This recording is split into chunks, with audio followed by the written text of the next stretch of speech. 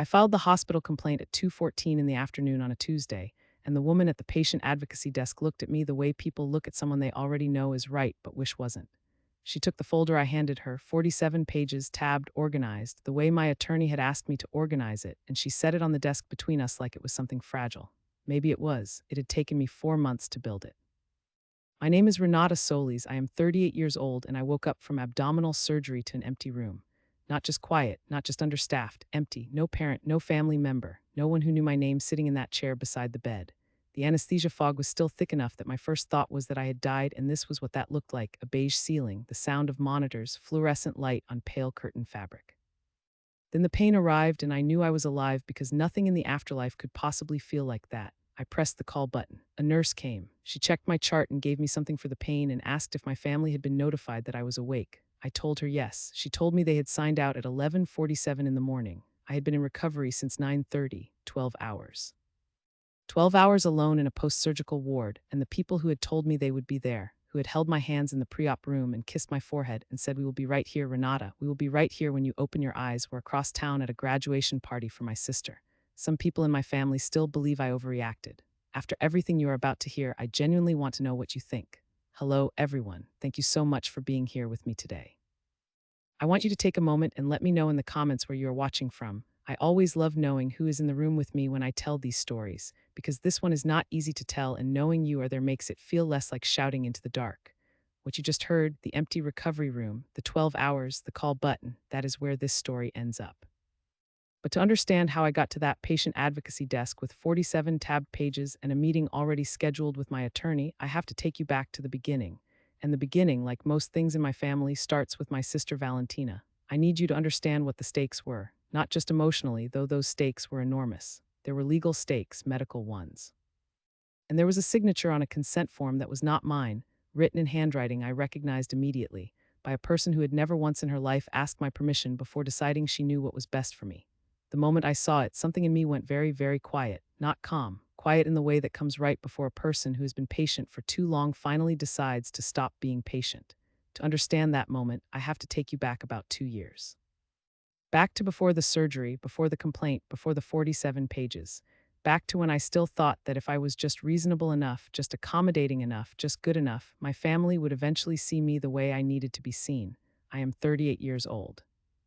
I'm a licensed clinical pharmacist, which means I spent 6 years in school after my undergraduate degree learning the exact science of what medications do to human bodies, how they interact, what the margins of safety look like, and what happens when those margins are crossed. I have worked for the same hospital network for 11 years.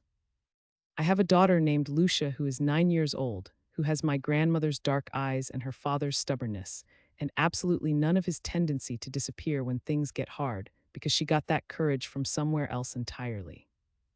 I own a townhouse in a neighborhood I chose carefully, close to Lucia's school, close to the hospital, close to the small group of people I actually trust. My family lives 40 minutes away in the same house my parents bought the year before I was born, a 3-bedroom colonial on a corner lot with a Japanese maple in the front yard that my father planted himself and has been very proud of ever since. My mother, Esperanza Solis, is 63 years old, retired from 25 years of school administration, and has spent the last decade redirecting all of the organizational energy she once applied to a staff of 80 teachers toward the management of our family dynamics, which in practice means the management of Valentina. Valentina Solis Herrera is 34 years old. She is 4 years younger than me. She has my mother's cheekbones and my father's easy laugh, and she has never, in my living memory, experienced a consequence. Not a real one, not one that stuck. This is not cruelty on my part. This is a pattern I have watched my entire adult life and spent most of my adult life trying to make peace with.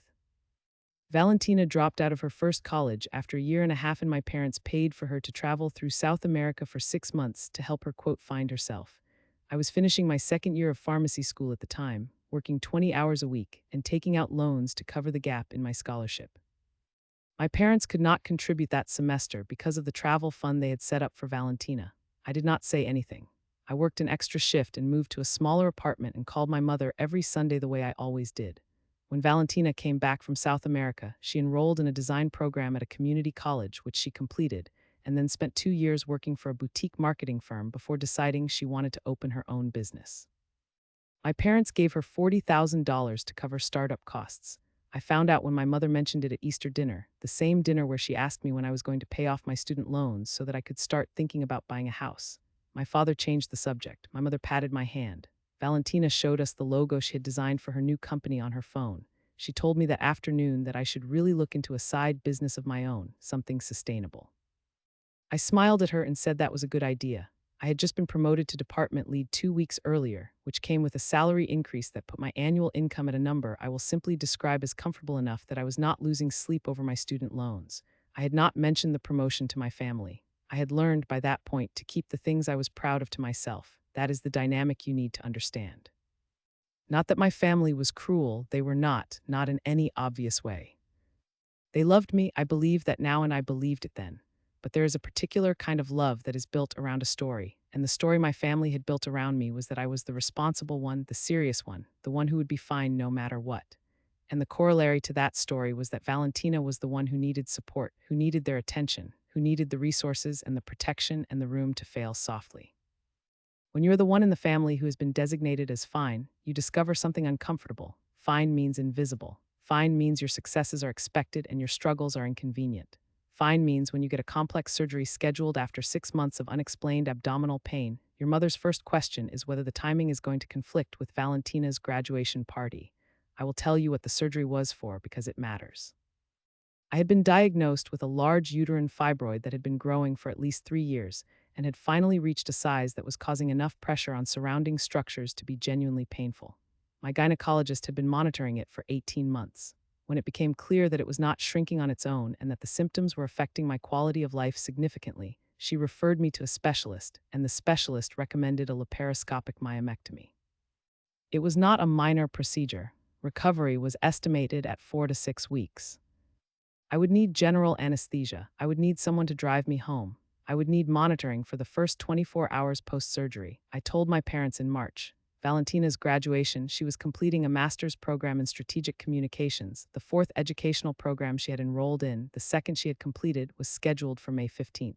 My surgery was scheduled for May 12th.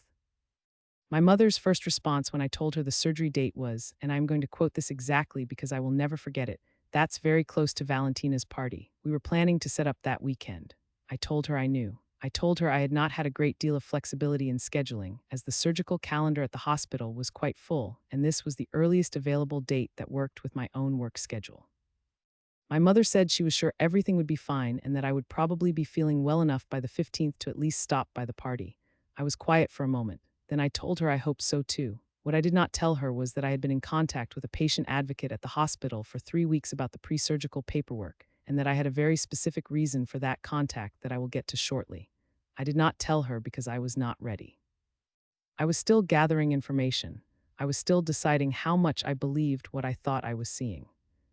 Lucia was with me when I had that phone call with my mother.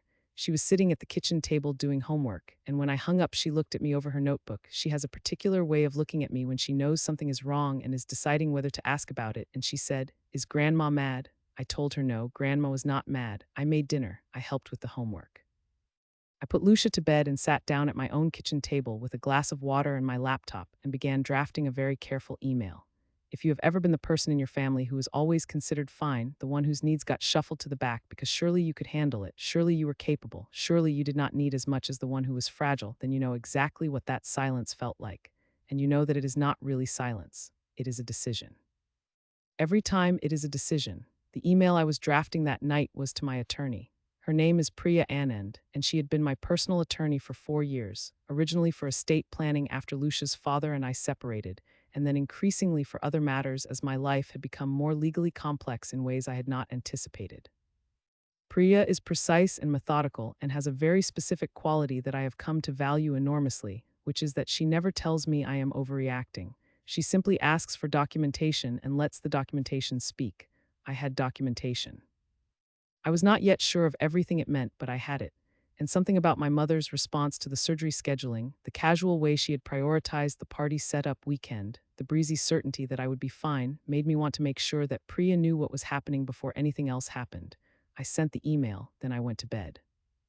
3 months later, I was waking up alone in a recovery room and reaching for a call button and trying to remember the name of the nurse who had been assigned to me, because she was the closest thing to a familiar face in the room, and I could not quite bring her name into focus through the anesthesia. But that is getting ahead of the story. There is quite a bit of ground to cover between March and May. The first thing that happened was the consent forms.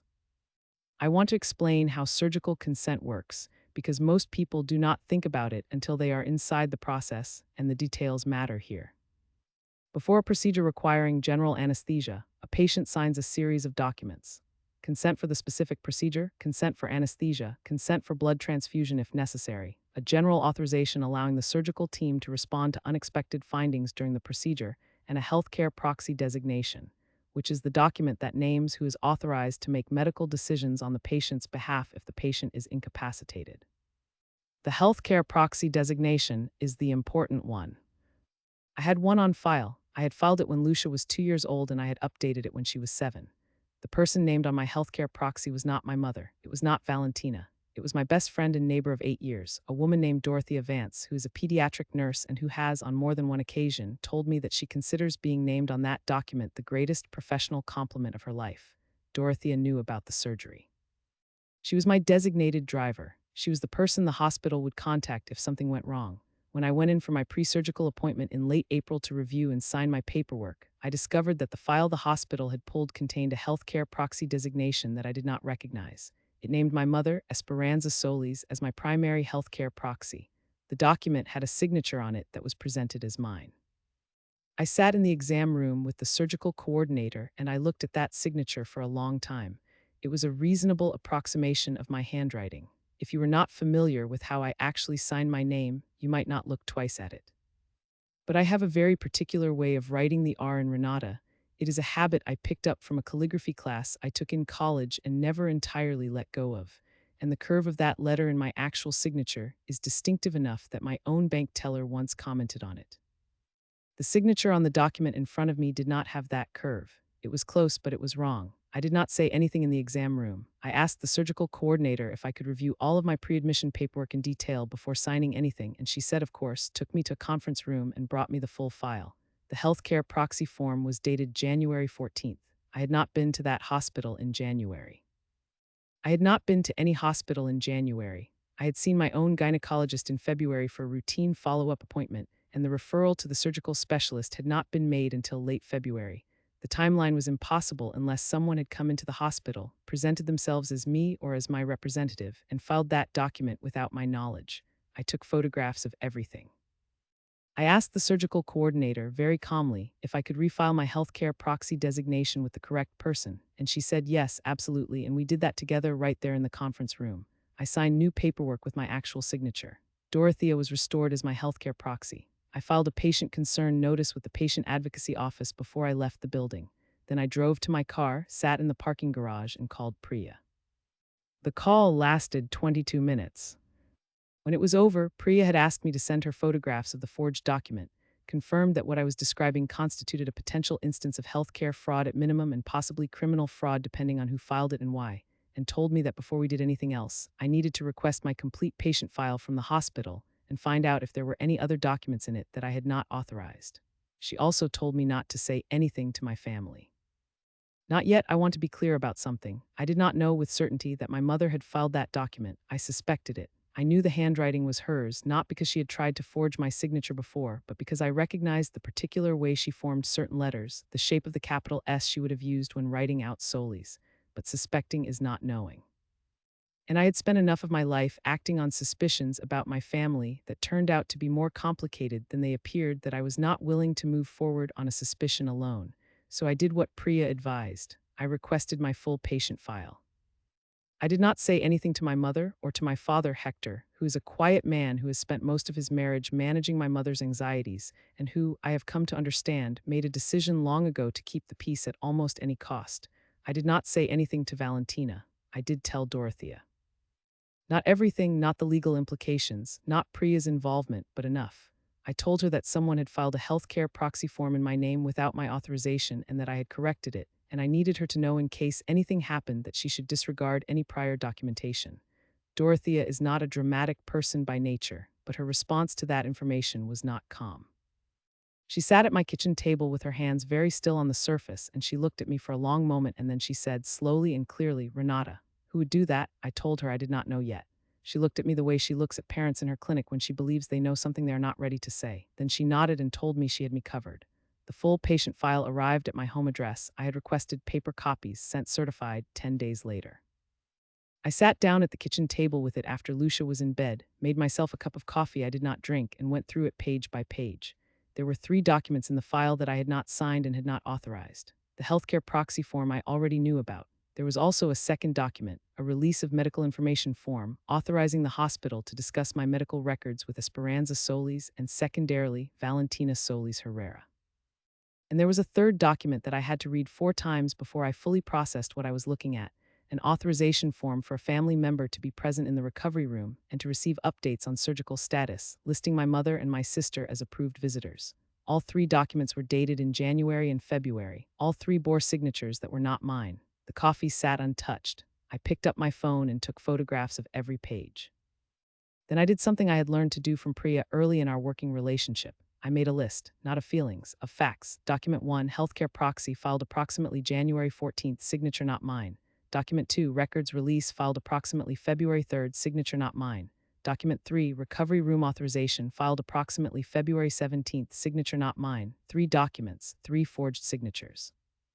3 separate visits to the hospital, or 3 separate submissions by mail or fax, which I would need to determine, all establishing a set of rights and access that I had not granted.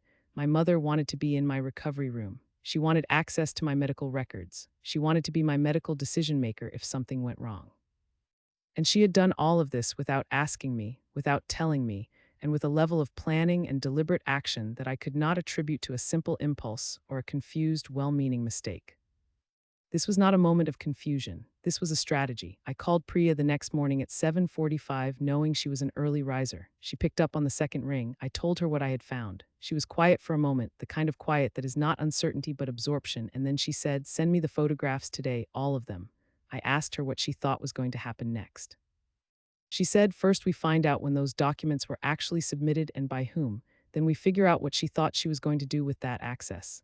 What she was going to do with that access became clear on May 12th when I came out of surgery and found that my recovery room was empty. That is getting ahead again. There is still May to account for, and the days between the file review and the surgery, and the conversation I had with my father that I had not planned to have, and which changed what I understood about how deep this went. My father called me in the first week of May. This was not unusual. He calls me most Sundays, a habit that predates my mother's retirement and has continued through it. We talk about Lucia, about the maple tree in the front yard, about whatever sports season is current. We do not talk about hard things. This is a long-standing agreement between us, mostly unspoken, but this call was different. He called on a Wednesday, which was already unusual, and when I answered, he was quiet for a moment in a way that made me set down what I was doing and sit down in my desk chair. He said, "Renata, I want you to know your mother is just worried about you." I said, "I know, Papa." He said, "She just wants to make sure you're taken care of after the surgery." I told him that I had everything arranged, that Dorothea was going to drive me home and stay with me the first night, that I had a plan for Lucia's care during my recovery period, that everything was organized. I said this in the tone I have developed over many years for conversations like this one, which is calm and informative and gives my father nothing to argue with. He was quiet again. Then he said she talked to the hospital. She wanted to make sure she could be there. There it was. I kept my voice exactly the same. I told him that I appreciated the concern and that I would be in touch as soon as I was out of recovery. I ended the call gently, the way you end a call with someone you love who has just told you something that confirms everything you were afraid was true. My mother had not just forged documents. She had told my father she had done it, or enough of it that he knew, and he had called me to, what? To warn me, to smooth it over, to give her cover. I sat with that for a long time. My father is not a bad man. He is a man who has spent 40 years making the choice to manage my mother's anxieties rather than confront them, because confronting them is harder and the short-term cost of management is lower. I understood why he made that choice. I also understood that it had a cost and that the cost had always been paid by someone else and that for most of my life the someone else had been me. I texted Priya. My father just told me indirectly that my mother arranged the hospital access. He called to smooth it over. She responded within 4 minutes, "Good, now we have a witness, don't call him back." I did not call him back. The surgery was scheduled for 7 in the morning on May 12th. I arrived at the hospital at 5:30 for pre-admission. Dorothea drove me. We sat in the pre-op area and she held my hand and made quiet jokes about hospital gown fashion, and I was grateful for her in a way that goes beyond words. When they took me back for prep, she went to the waiting area. The surgical coordinator confirmed that my healthcare proxy on file was Dorothea Vance, that the records release listed only my primary care physician and my gynecologist, and that my recovery room access list had been updated to list Dorothea Vance as my approved visitor. She had also, at my request and with appropriate documentation, flagged my file to note that any previously submitted documents bearing my name that conflicted with my current authorizations should be disregarded, and that any questions about my care should be directed to my designated proxy. The surgical team was efficient and kind.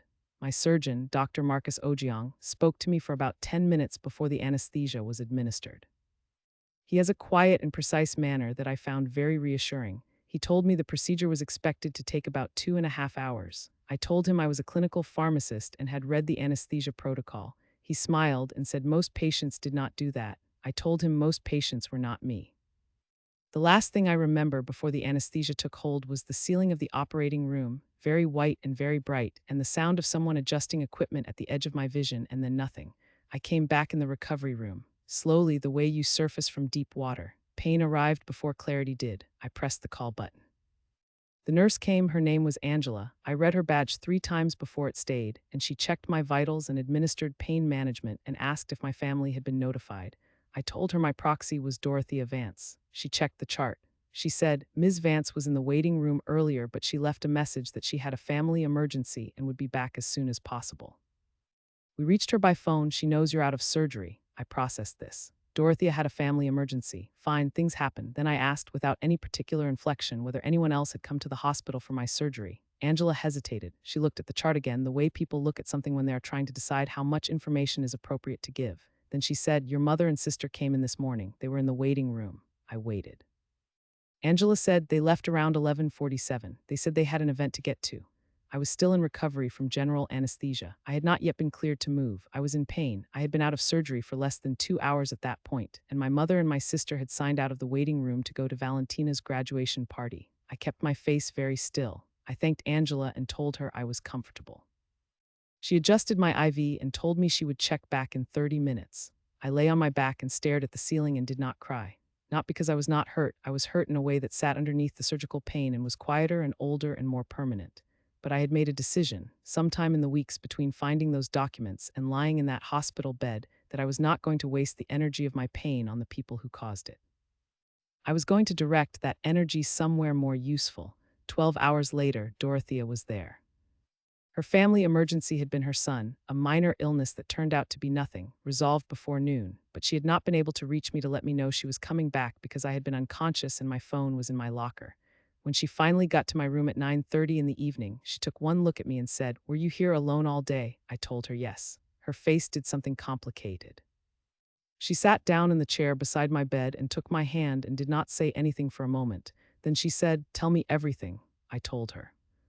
The billing department called 4 days after I was discharged, while I was at home in the first careful days of recovery, moving slowly and sleeping more than I was accustomed to and having long, quiet conversations with Lucia, who had been told I had a tummy ache surgery and was being very solicitous about bringing me things from the refrigerator that she deemed medically appropriate, which included, memorably, a container of leftover rice and a single banana. The billing department call was routine. They were confirming my insurance information for the outstanding charges. But the woman on the phone mentioned, in passing, that there had been some additional paperwork processing fees associated with the repeated documentation submissions to my file in the months prior to the surgery, and she wanted to confirm those had been handled correctly. Repeated documentation submissions. I asked her very calmly if she could describe what she meant.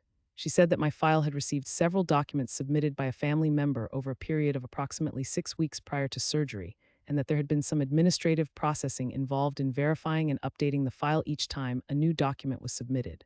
I asked her if she could tell me whether those documents had been submitted by mail, fax, or in person. She said she could not access that level of detail, but that if I wanted a full accounting of my file history, I could request that through the patient advocacy office. I thanked her and ended the call. Then I called Priya. She told me to request the complete file history the same day. I requested it. 3 weeks later, when the documentation came back, it included access logs showing that 3 documents had been submitted to my file, 2 by fax, using a fax number registered to my parents' home address, and 1 in person by a woman who had identified herself as Esperanza Solis and stated she was submitting paperwork on behalf of her daughter. In person. She had come to the hospital in person to submit a document authorizing herself access to my recovery room. She had identified herself by name. She had not attempted to impersonate me. She had simply walked up to the desk and handed over a document bearing what purported to be my signature and told them she was my mother and this was what her daughter wanted. The fax documents, the healthcare proxy, and the records release were different. Those were signed with signatures that were not mine. Those were, in the specific legal terminology that Priya used when I brought her the complete documentation, fraudulently executed. The person who had faxed documents bearing forged signatures from my parents' home fax number was not difficult to identify. Priya met with me the week I was cleared to drive, in her office on the 14th floor of a downtown building with windows that looked out over the city and afternoon light that made everything look very clear and orderly, which I have always found comforting. She had arranged the documents across her conference table. She was wearing a dark blazer and her reading glasses, and she looked at the organized spread for a moment before she spoke. She said, "Renata, I need you to understand what you have here before we decide what to do with it." I told her to walk me through it. She pointed to the fax documents first. She explained that submitting forged signatures on medical authorization documents is a serious matter, not a civil matter, a criminal one. The specific charge would depend on the jurisdiction and the intent, but the framework included healthcare fraud, forgery, and potentially unauthorized practice or interference in medical decision-making. She said that the faxes documented were clear. Documents bearing false signatures were faxed from my parents' home to a medical facility, and they were filed in my patient record and used to establish unauthorized access. Then she pointed to the in-person document, the recovery room authorization. She explained that this one was different. My mother had submitted it under her own name. She had not claimed to be me. She had submitted a document she claimed I had signed. Signature on that document was the one I had identified as a forgery. So the in-person submission was its own separate act, presenting a forged document to a medical facility in person under her own name. I looked at the spread of documents and I felt something happen in my chest that was not quite grief and not quite anger and was, I think, the specific sensation of a long-held illusion finally releasing. Priya said, "I have to ask you something and I need you to answer honestly." I told her to ask. She said, "What do you want?" I thought about the recovery room ceiling. I thought about Angela checking the chart and saying they left around 11:47. I thought about my father calling me on a Wednesday to smooth things over. I thought about $40,000 for a startup and a side business suggestion and a question about my student loans at Easter dinner. I thought about my signature, written in someone else's hand, authorizing someone who had never once asked my permission to have access to my body in its most vulnerable moment. I told Priya what I wanted, all of it plainly. She listened without interrupting. When I was done, she took off her reading glasses and set them on the table and looked at me directly. She said, "Then that's what we do." We spent the next 2 hours building the plan. And the plan had multiple components, which is the only way a plan like this works, not a single dramatic move, but a sequence of interlocking actions, each one setting up the next, each one harder to undo than the last. By the time I left Priya's office that afternoon, I had a to-do list that was more than 2 pages long and a timeline that extended across the following 6 weeks. The first thing I did when I got home was take Lucia to the park. We sat on the swings and she told me about a disagreement she'd had with her friend at school and asked me for advice. And I gave her advice and she considered it very seriously and then said, "But what if she's just being mean?" And I told her that sometimes that is exactly what is happening and you are allowed to notice it. She swung herself higher and said, "I think I'm going to tell her it's not okay." I told her that sounded exactly right. We got ice cream on the way home. Lucia got mango sorbet. I got something with chocolate and pretzel pieces that was not remotely sensible for early recovery, but that I decided I had earned. That evening, after Lucia was asleep, I sat at my kitchen table again, not with grief, not with the exhausted sadness that had been sitting in my chest for weeks. I sat there with a legal pad and a pen and the calm, focused energy that I have always had when I am solving a problem that matters. And I began writing down everything I needed to do, in order, with deadlines, the way I was trained to document, precise, sequential, accountable. The first item on the list was the hospital complaint, formal, documented, directed to patient advocacy and copied to the hospital's legal department, outlining the fraudulent document submissions and requesting a formal investigation. This was not primarily about punishing my mother, at least not yet. It was about creating an official record that these events had occurred and had been reported, a paper trail that no one could later claim did not exist. The second item was the police report. Priya had explained this to me carefully. Filing a police report for document fraud, specifically the forged signatures on the medical authorization forms, created a criminal record of the complaint, regardless of whether charges were ultimately filed. It established the facts with law enforcement. It created a date stamp.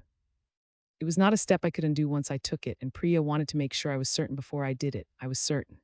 The third item was a letter, not to my mother, to my father. A careful, documented, dated letter explaining what I had discovered, what the documentation showed, and what I had done with it. Not threatening, not emotional, informational.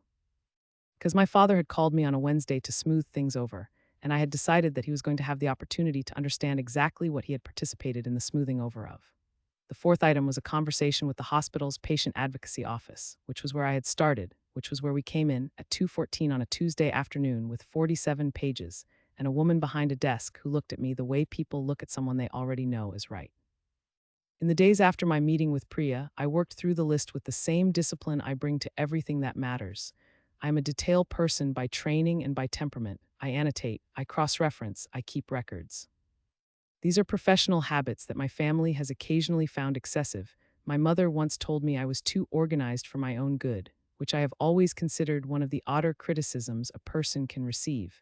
But they are also the habits that meant that when I sat down to build a 47-page complaint file, I had everything I needed. I had the original patient file documents, photographed and photocopied. I had the access logs from the hospital's documentation records showing fax origin and in-person submission date. I had the timeline I had constructed from my own calendar, every date I had not been to the hospital, documented with counter evidence. I had my father's Wednesday phone call noted with the date and a summary of the conversation. I had Priya's initial consultation notes, which she had copied to me with the relevant legal frameworks identified. I also had something that I had not anticipated having, which came from a conversation I had not planned. 3 weeks after my surgery, I was back at work on reduced hours, handling documentation and consultation from my office rather than the floor. My colleague and friend of 9 years, a pharmacist named Beatriz Ochoa, who has the kind of no-nonsense warmth that makes her excellent at her job and invaluable in a crisis, stopped by my office in the middle of a Tuesday afternoon with 2 cups of coffee and closed the door. Beatriz knows my family. She has met my mother at hospital events twice. She's one of a very small number of people I had told, carefully and in outline, about the surgery and the recovery room situation. She sat down across from me and put one of the coffees in front of me and said, "I need to tell you something, and I want you to know I have been sitting on this for 2 weeks because I was not sure whether telling you would help." I told her to tell me. She said that the day of my surgery, she had been in the hospital lobby around noon. She had come in on her day off to cover a shift gap, she explained, and she had seen my mother and my sister in the lobby, heading toward the exit. And Valentina, who Beatriz had met once at a pharmacy department holiday event, had been on the phone, and Beatriz had heard her say clearly, "She's fine, she's out of surgery, we can head over. She's fine, she's out of surgery, we can head over." They had confirmed I was out of surgery before they left, they had known. It was not a miscommunication, not a matter of unclear timing, not an emergency on their end that had pulled them away before they knew how things had gone. They had waited until they knew I was safely out of surgery, and then they had left to go to a party. I sat very still. Beatriz said, "I'm sorry, I should have told you sooner." I told her she had told me at exactly the right time. She looked at me carefully. She has known me long enough to read the difference between my distressed stillness and my strategic stillness, and said, "What are you going to do?" I told her I had some paperwork to file. She nodded once. Then she said, "I'll write that down if you need a witness." I told her that would be very useful, and asked if she was comfortable providing a written statement about what she had seen and heard in the lobby. She said she was. I gave her Priya's contact information. That statement, one paragraph signed and dated from a licensed healthcare professional who had been present and had direct knowledge, became page 31 of the 47-page file. The hospital complaint took 3 days to complete. Not because it was difficult to write, but because I wrote and rewrote every section until I was certain that every statement was factual, documented, precise, and unambiguous. I was not making allegations based on feelings. I was presenting a documented timeline of specific events, each one supported by evidence I had gathered, organized, and cross-referenced. Priya reviewed the final draft. She made 3 small changes, all to legal phrasing, and confirmed the rest was solid. She said, "This is thorough, Renata, more thorough than most attorneys would put together." I told her I had been building it for 4 months. She said, "I know, that's why it's going to work." I sent the complaint by certified mail and by hand delivery to 3 recipients: the hospital's patient advocacy office, the hospital's legal department, and the state medical board's patient rights division. Each copy was identical. Each was accompanied by a full copy of the supporting documentation. The police report was different. Priya went with me in person to file it. We sat across from a detective named Raymond Kwon who had a methodical manner and asked very precise questions and did not express surprise at anything I told him, which I found professionally reassuring. He reviewed the documentation I brought. He asked about the fax number on record and confirmed I could provide documentation linking that number to my parents' residence. I could. He noted everything.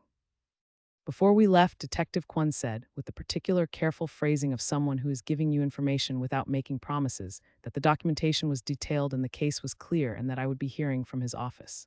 In the elevator going down, Priya did not say anything for a moment. Then she said, "He knows what this is." I asked her what she thought was going to happen. She said, "I think your mother is about to have a very difficult conversation with a detective." Letter to my father took me longer than anything else. Not because I did not know what to say, but because he is my father and despite everything, I love him and there is a particular difficulty in writing to someone you love in order to make sure they cannot later claim they did not know. I wrote the letter 7 times. The final version was 4 pages. It was written in the tone of a formal notification, not cold but precise. It described the documents. It described the investigation. Described what had been filed and with whom.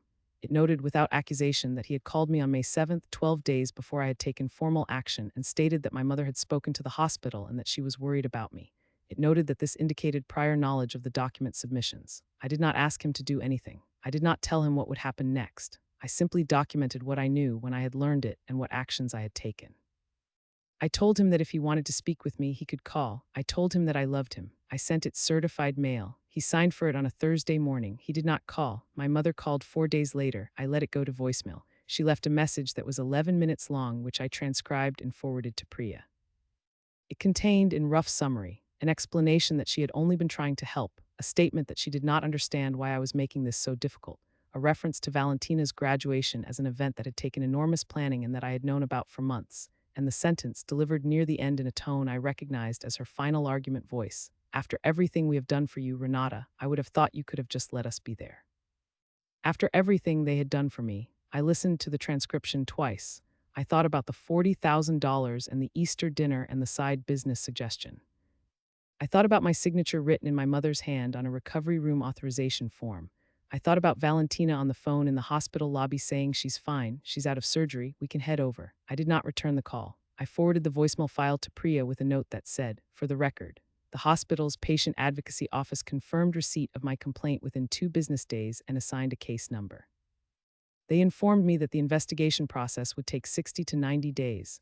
I confirmed my attorney's contact information with them and asked to be updated through her. 3 weeks after I filed the complaint, Detective Kwon's office called Priya. My mother had been contacted. She had retained a lawyer, a fact that told its own story about how seriously she was taking what had been filed. Her lawyer had communicated through the appropriate channels that my mother wished to address the situation privately and was prepared to speak with me directly. Priya relayed this. I listened. Then I asked her what she recommended. She said, "We don't do anything private. Everything goes through the record." I said that was exactly what I wanted. The investigation had legs. The hospital's legal department, once they understood the scope of what had been filed, fraudulent documents in a patient's medical record, with access logs tracing submission to a specific fax number and an in-person visit, moved with a speed and seriousness that I had not anticipated. I found out later, through Priya's contact with their legal team, that my case was not the first time they had seen something like this, and that the existence of access logs and documented submission records made it significantly more clear-cut than previous situations they had handled. What they told me through Priya was that the in-person submission, my mother walking into the hospital and handing a forged document to a desk attendant under her own name, was from the hospital's perspective the most serious element. The hospital had accepted that document in good faith. They had filed it. They had acted on it by listing my mother as an approved recovery room visitor. The fact that she had then used that access on May 12th was documented in their visitor logs. The fact that she had left after approximately 2 hours, before I was cleared to move, before any normal standard of post-surgical family attendance, was also documented. The administrative machinery that my careful documentation had set in motion was turning.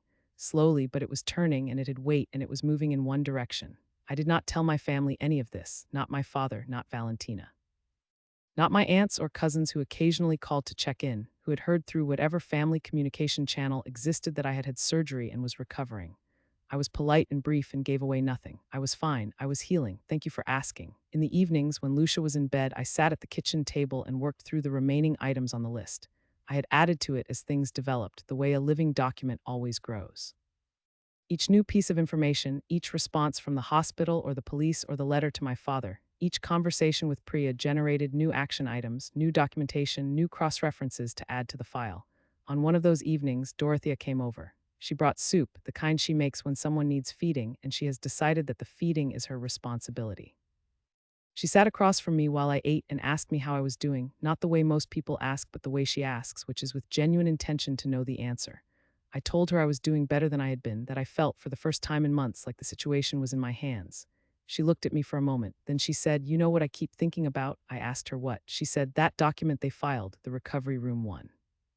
Can you imagine sitting down and forging your child's signature to get into her hospital room?" I said I had thought about it quite a bit. She said, "She didn't ask you." She could have just asked you. I had thought about that too. More than almost anything else in this entire sequence, that was the thing that sat with me most heavily. Not the fraud, not the legal implications, not even the 12 hours alone in the recovery room. The thing that sat heaviest was the choice not to ask, the assumption that asking was not necessary. The certainty that she was entitled to access that was not hers to take, and the willingness to forge documentation rather than ask her daughter if she could be there. I told Dorothea that yes, she could have just asked. Dorothea shook her head slowly and refilled my soup bowl. There is something I want to say here before this story moves into its next phase, because I think it matters and because I want to be honest about it. I was not a person who went into this wanting to destroy my family. I went into it wanting to understand what had happened and to make sure it was documented, and to ensure that the people responsible for it understood that it had consequences. I went into it because a signature with my name on it had been presented to a medical institution as authorization for access to my body, and no one had asked me, and that is not something I was willing to let pass without a response. My mother is not a monster. I want to say that clearly. She is a woman who has spent her life organizing other people's lives according to her own sense of what was best for them, and she had never, in my memory, been made to experience the fact that this tendency could cause harm. She had been enabled in it. My father had enabled it. The family dynamic had enabled it. I had for years enabled it myself by being fine, by being the one who did not need anything, by absorbing the inequity quietly and calling every Sunday and making peace at Easter dinner.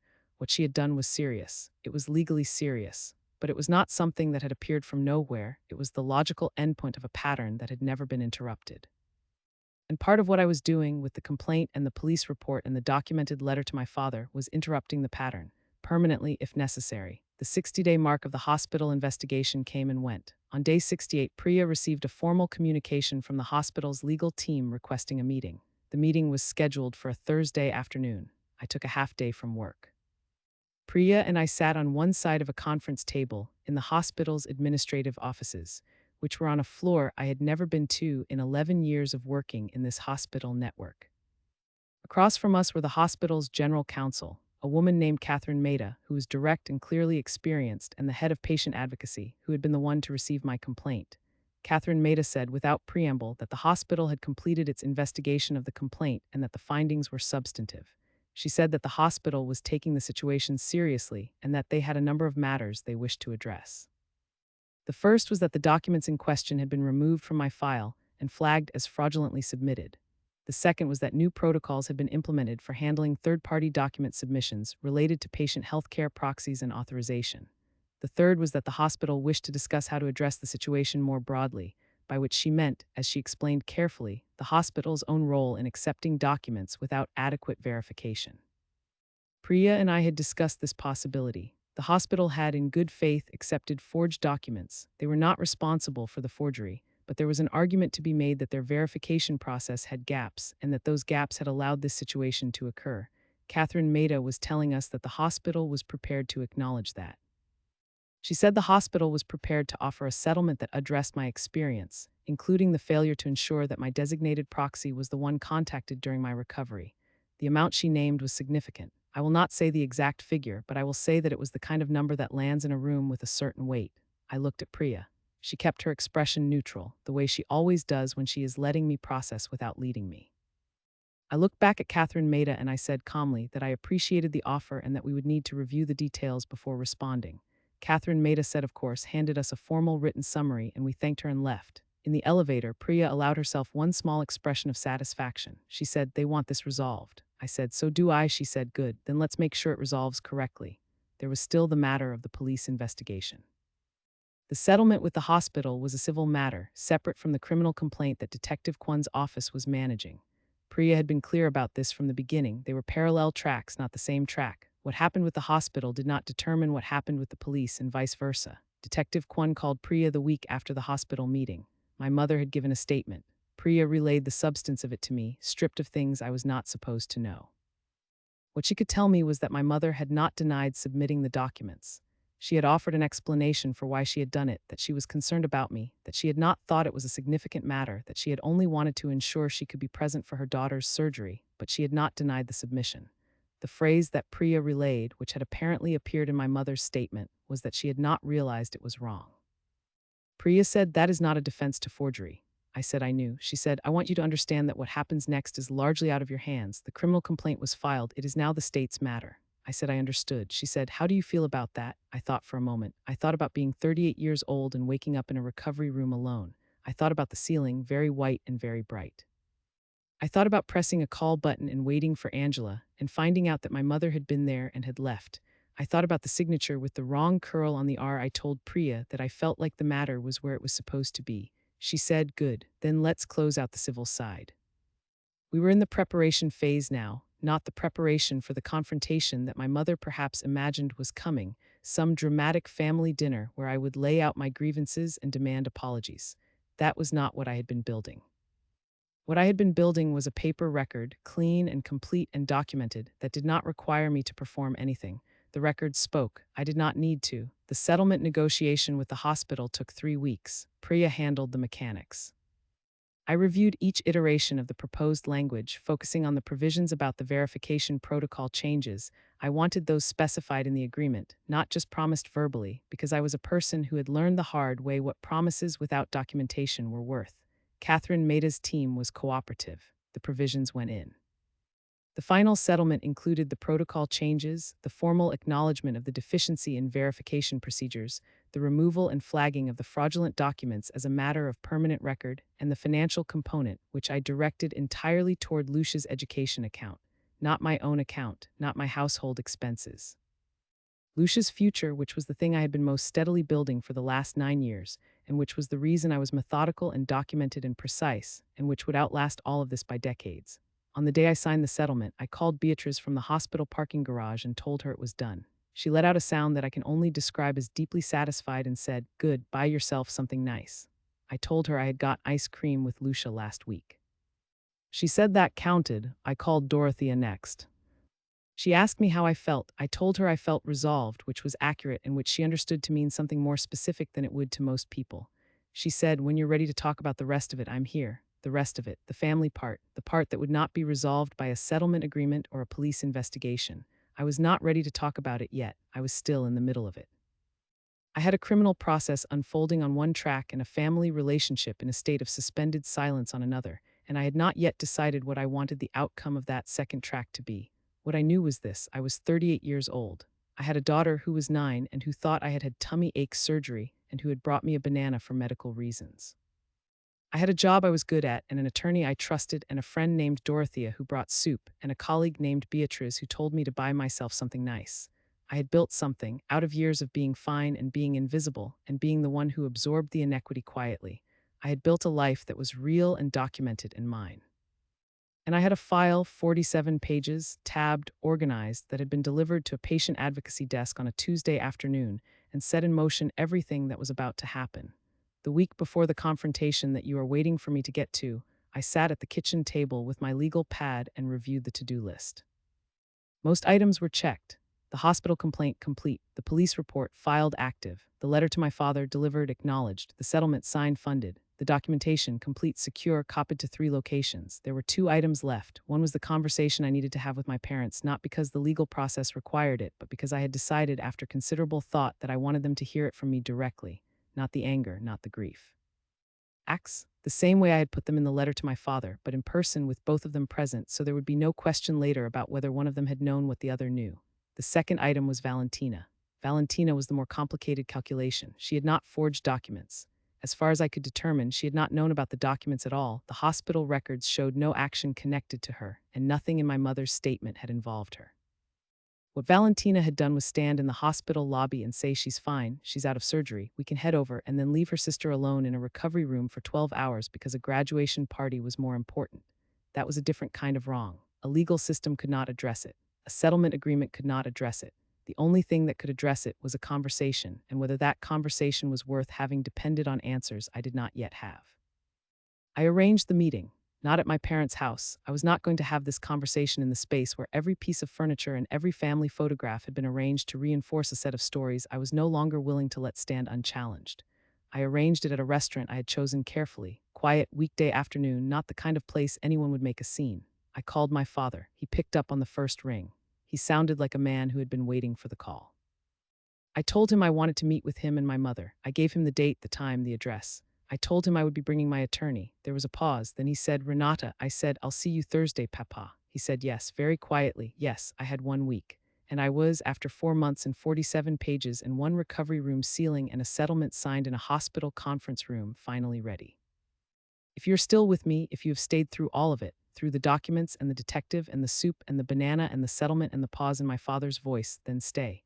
Because what happened at that restaurant on a Thursday afternoon in late July is the reason I am telling you this story, and I have been pointing toward it from the very first sentence. I arrived 20 minutes early. I always arrive 20 minutes early when something matters. I sat with my back to the wall, a habit I developed in the years after my divorce, which is its own story for another time, and I reviewed my notes one final time, though I did not need to. I knew the file, I had lived the file. The notes were simply the ritual of preparation, the way some people pray before something difficult. Priya arrived 10 minutes after I did. She sat across from me, ordered water, and said, "How are you?" I told her I was exactly where I needed to be. She said, "Good, remember, we present facts, we don't perform emotion, we let them respond. Whatever they say, we document." I said I remembered. She said, "And Renata, whatever happens in there, you have already won. The record exists. The process is moving. This conversation is for you, not for the outcome."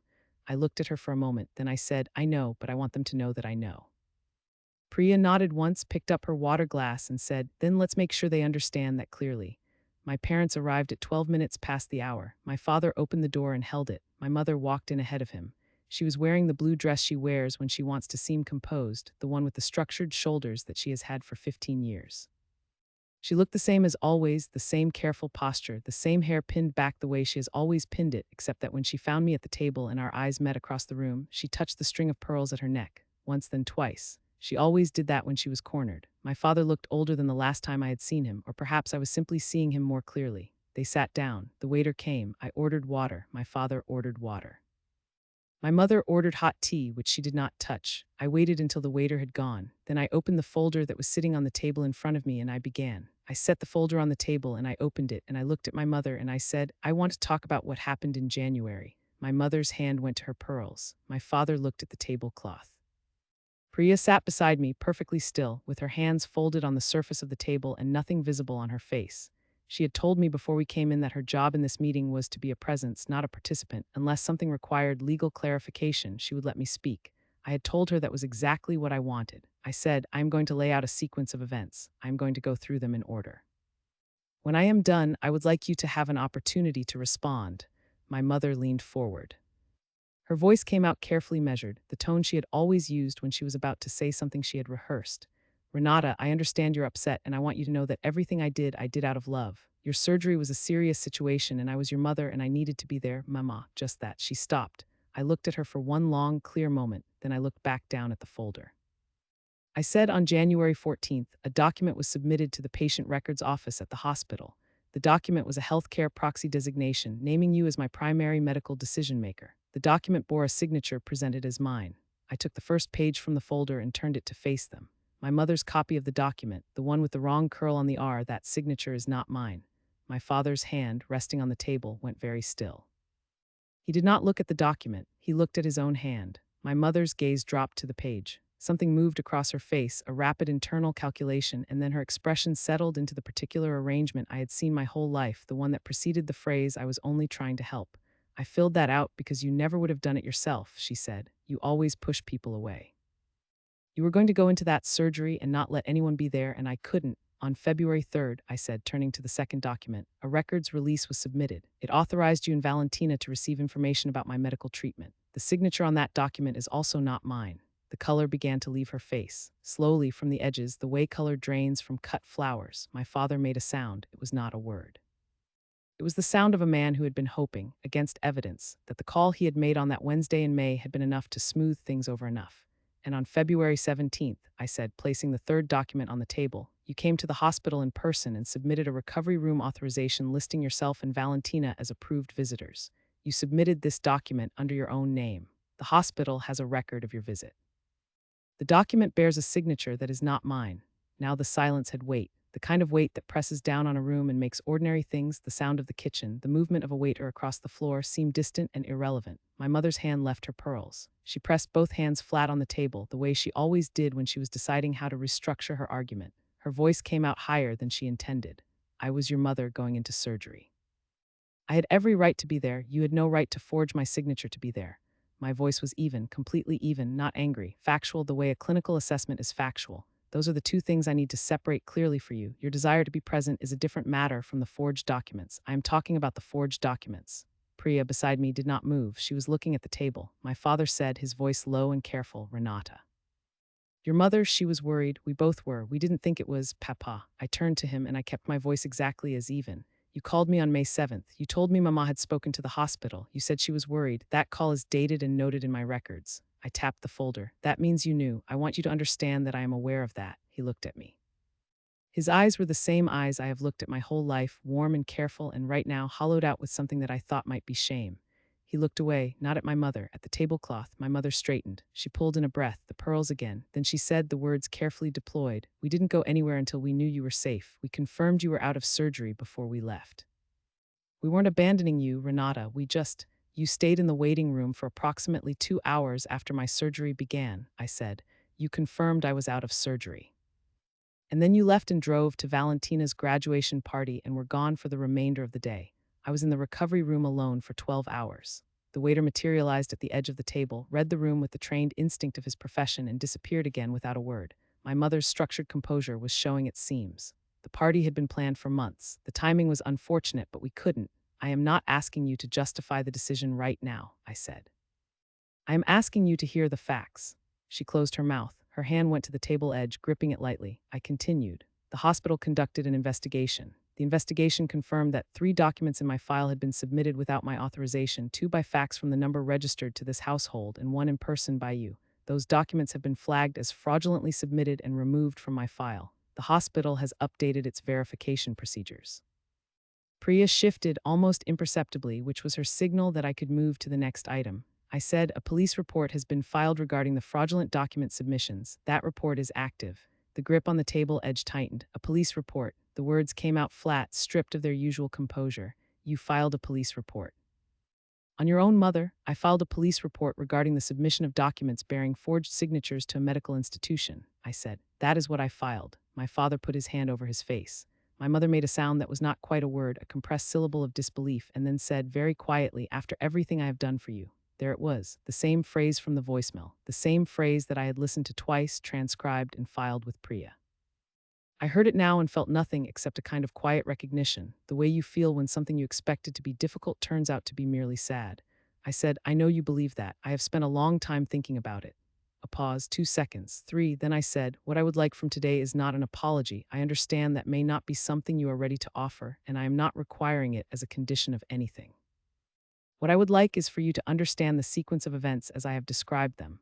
The documentation, the investigation, the police report. These are the things that exist regardless of intention. My mother's mouth was slightly open. She looked at the documents spread on the table between us, her copies all clearly labeled, organized with the same tab system as the originals in my folder, and something changed in her expression. The rehearsed composure was gone.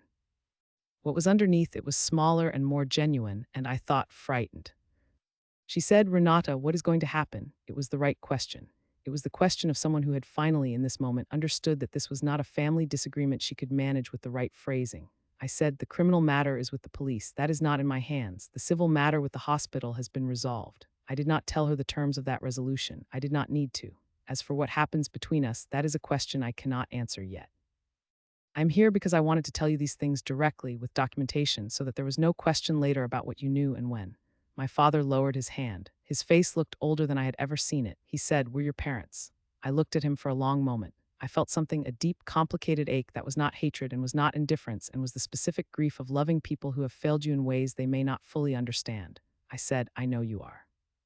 That has never been the question. Priya set a card on the table, one of her business cards, slid toward my parents without comment. She said, if you'd like to discuss the legal matters with your own attorney, that's the appropriate channel. My mother looked at the card, then she looked at me. She said very softly, in a way that sounded like the actual her underneath the performance of composure, I didn't think it was wrong. I had heard this before.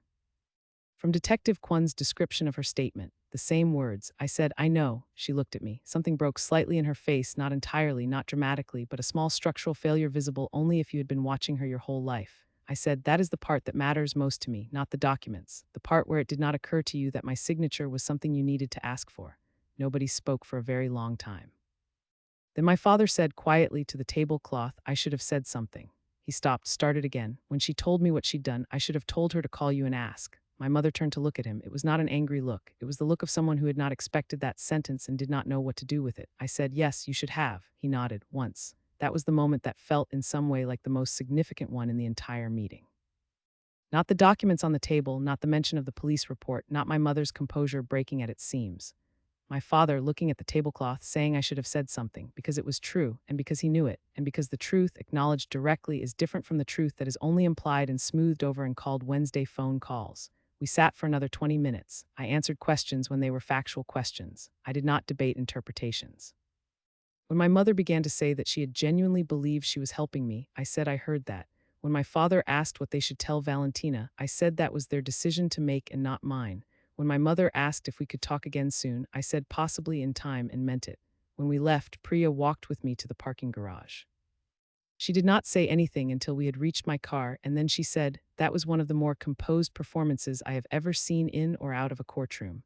I told her it was not a performance. She said, I know, that's why I used the word. I drove home. I picked Lucia up from Dorothea's. She had been there for the afternoon, nominally having a play date with Dorothea's younger niece, actually being kept safely away from whatever her mother was doing. And on the drive home, Lucia told me about the play date and showed me a drawing she had made and asked if we could have pasta for dinner. I said yes. I made pasta. We ate together at the kitchen table. After dinner, while Lucia was in her bath, I sat in the kitchen and I allowed myself for approximately 12 minutes to feel everything I had been carefully not feeling all day. Not crying exactly, something quieter and more thorough than crying. The 12 hours in the recovery room, the ceiling, my father's voice saying I should have said something, my mother's hand on her pearls. The whole long architecture of it, from the first phone call in March to the documents on the conference table, the months of careful work and careful silence and careful documentation. Then Lucia called from the bathroom to ask if I had the good conditioner. I got up and found the conditioner and went to help with her hair, and the 12 minutes were over, and I was a mother helping her daughter with conditioner, and that was the correct and right and real thing to be. What I am about to tell you is the part my mother did not know was coming. Because the meeting at the restaurant, the documents on the table, the police report disclosure, the long silence and my father's admission, that was not the confrontation. That was the preparation for it, because my mother and father were not the only people who needed to hear what I had to say. Valentina called me 3 days after the restaurant meeting. I had expected this.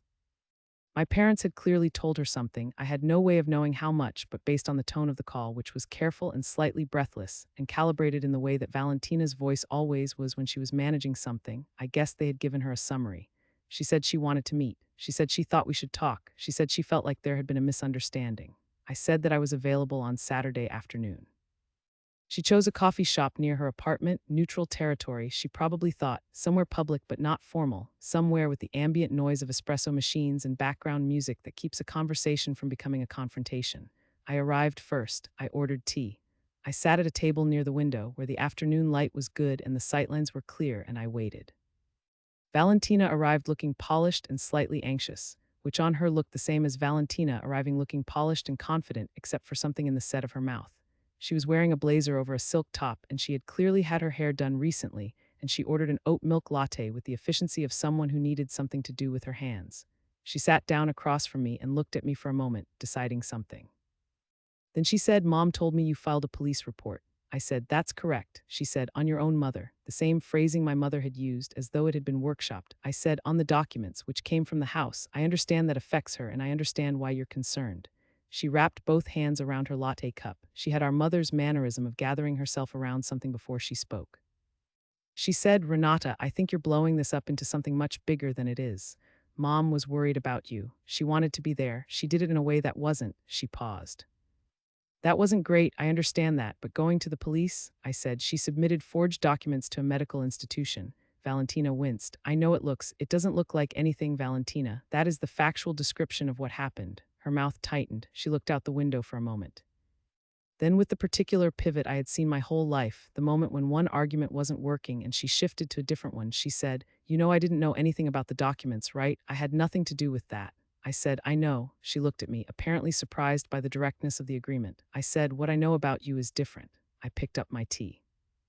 Know that on May 12th at approximately 11:45 in the morning, you were in the hospital lobby. I know that you were on the phone. I know that you said the words, "She's fine, she's out of surgery, we can head over." And then you left. Her hands tightened on the cup, a small, very controlled intake of breath. I said, "I have a witness." Valentina looked at me. A pause, 3 full seconds, the kind that have weight, and then she said, "That's not how." She stopped. "I mean, we knew you were okay. You were out of surgery, you were stable. We thought. I was in the recovery room for 12 hours without a family member present," I said. "Dorothea was delayed by a family emergency. She did not know you had confirmed I was awake and then left." Valentina set the cup down. She looked at it. She said quietly, "We were only supposed to be gone for a little while. The party was more important." The silence that followed that sentence was different from the silences in the restaurant meeting. This one had an edge. Valentina said, "That's not fair." I said, "I'm not trying to be fair. I'm telling you what happened." Something happened in her face, a rapid, visible internal conflict between the defensiveness she had walked in with and something older and less comfortable. I watched it resolve or begin to resolve in the direction of the thing that was less comfortable. She looked down at the table. Her voice, when it came, was stripped of the workshop calm. "I didn't think you would be alone that long. I thought someone would be there." I said, "You confirmed I was out of surgery and you left. You assumed someone else would be there, and you were wrong." Her chin moved, a small involuntary motion. She said, "I'm sorry." I looked at her. I looked at my sister, 34 years old, always the one who needed the $40,000 in the travel fund and the party setup weekend, always the one who filled the room and took the resources and did not notice that she had been given everything because someone else had learned to need nothing. I looked at her and I felt something that was not forgiveness, not yet, maybe not ever, but was the beginning of a reckoning that she had not had to have before. I said, "I hear that." She looked up. I said, "I'm not going to tell you that it's okay because it isn't, but I hear you." We sat for a while longer. I did not tell her about the settlement with the hospital. I did not tell her what I anticipated would happen next with the police investigation. I told her that the family dynamic was going to change, not dramatically, not as a punishment, but as a simple consequence of me no longer being willing to be fine when I was not fine, and no longer being willing to absorb things quietly for the sake of ease. I told her that she was my sister and that I was not interested in ending that, but that I needed her to understand what it had cost me to be designated as the one who did not need anything. She listened. At one point, she started to say something defensive and then stopped herself.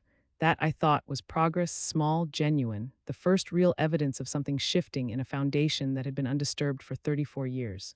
She left before I did.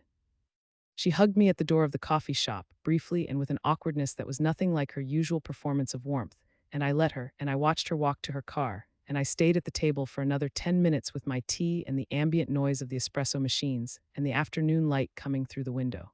The last thing I was waiting for was the response to the police investigation. That came 6 weeks after the restaurant meeting, on a Wednesday afternoon in late August, in the form of a call from Priya. She told me that the district attorney's office had reviewed the case file and had determined that there was sufficient basis to proceed with charges. My mother had been formally charged with 2 counts of document fraud related to the fax submissions bearing forged signatures. The in-person submission had been assessed separately. Because my mother had submitted it under her own name and had not directly impersonated me, the charge there was different, presenting a fraudulent document to a healthcare provider, and was classified as a misdemeanor, while the fax submissions bearing forged signatures were felony charges. I sat with the phone against my ear and heard Priya say these words, and I did not feel triumph. I want to say that clearly.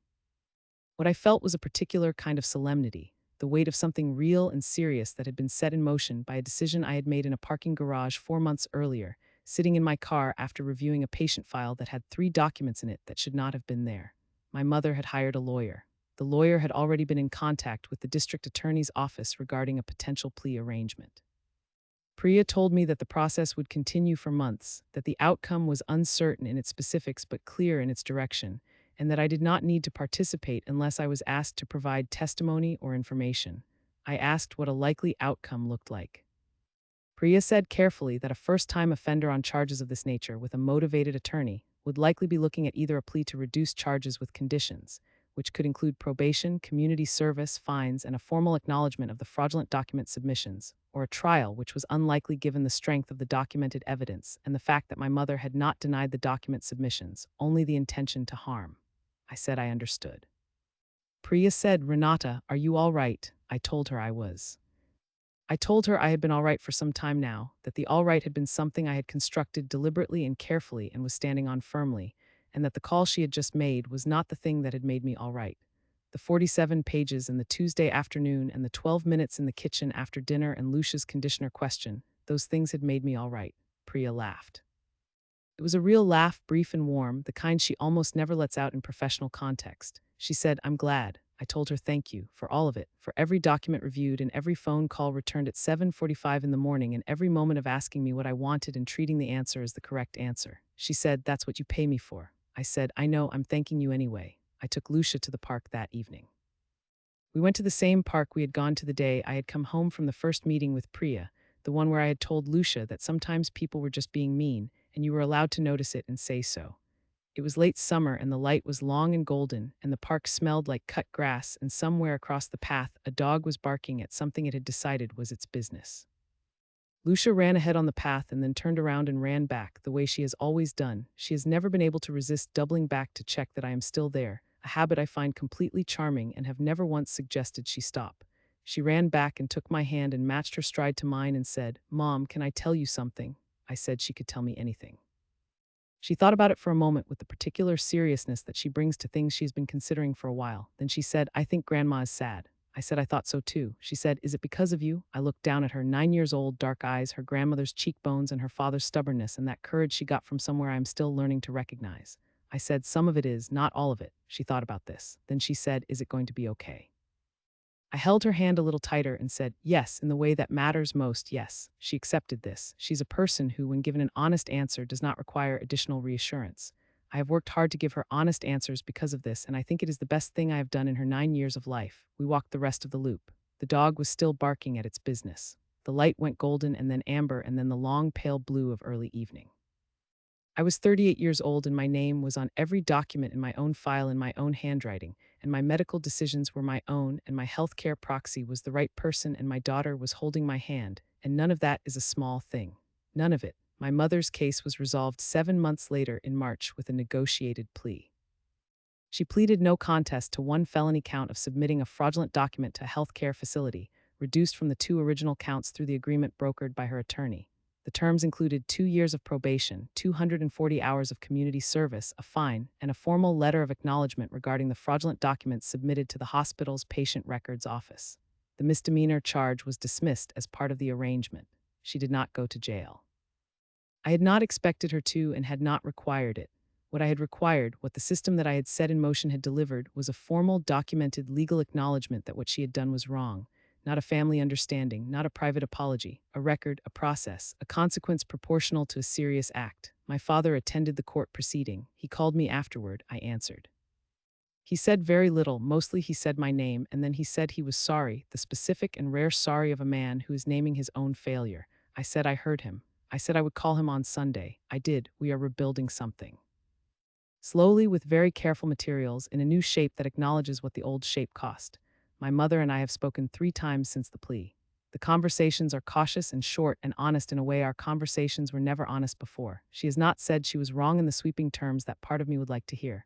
She has said once that she understands she hurt me. That was different from what she had said before, and I noted it. Valentina texts me occasionally. She has not reverted entirely to the version of herself that walked into the coffee shop with a workshop script and a strategic oat milk latte. She called on Lucia's birthday and spoke to Lucia directly for 20 minutes, which Lucia enjoyed, and I stood in the kitchen and listened to my daughter laugh at something her aunt said and felt a complicated warmth that I allowed to exist without interrogating it too hard. I am still in my townhouse. I still walk to the park most evenings when the weather allows. I still call Priya when I need to, which is now less often and for more ordinary matters. Beatrice and I eat lunch together most Wednesdays when our schedules align, and she always asks me how things are going, and I always tell her the truth, which she has noted is a new development. Dorothea lives 8 houses down and still brings soup when she has decided someone needs feeding, and her presence in my life is one of the things I count when I am counting what I have. I was promoted to clinical pharmacy director last fall. The promotion came with responsibilities I find genuinely interesting and a salary that I find genuinely useful, and a title that, if my mother had known about it at Easter dinner 2 years ago, might have made her ask different questions, or the same ones. I have stopped trying to predict which. My student loans are paid off. I did that the same month I signed the settlement. Not because it was strategically necessary, but because I wanted to. because carrying them had been a choice I made when I was 26 years old in a smaller apartment working extra shifts, and I was done carrying them. Lucia is 10 now. She is in a play at her school. She has discovered theater with the total commitment that she brings to everything she discovers, which means our evenings currently involve a great deal of line rehearsal and questions about what the word dramatic means, which I find quietly funny given the year we have had. If you have been keeping someone else's warmth burning at the cost of your own, if you have been the one who is fine, the one who does not need anything, the one who absorbs the inequity quietly and calls on Sundays and makes peace at Easter dinner, I want you to know that you are allowed to stop. Not all at once, not with 47 pages on the first day, but in the small, specific, documented ways that begin with noticing that your signature is something only you can give. That is all I have been doing. Noticing, documenting, filing, and knowing with the particular certainty of someone who has woken up alone in a recovery room and stared at the ceiling and decided what to do next, that the record belongs to me. Hit the like button if you needed to hear that today. Share this with someone who needs reminding that their name is theirs to sign. And leave me a word in the comments, just one word, that describes what you are ready to claim back. I will be reading every single one.